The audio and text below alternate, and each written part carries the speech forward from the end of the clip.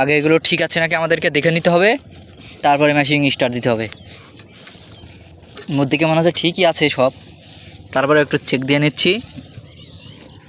বাড়ির লাইন টাইন ওই ইটে জোর বাড়িয়ে দে, জোরটা বাড়িয়ে নাও।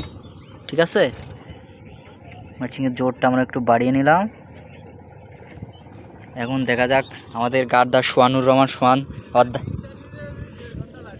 দাঁত দাঁত দাঁত খুলে হেলে নাকি দেখি, সাবধানে কিন্তু আগে দেখ ইটি ঠিক আছে নি। ওই যে সম্পূর্ণ তুই না পারলে আমার কাছে দে, দেখিস কিন্তু সাবধান। সে মাল কাছে মারো।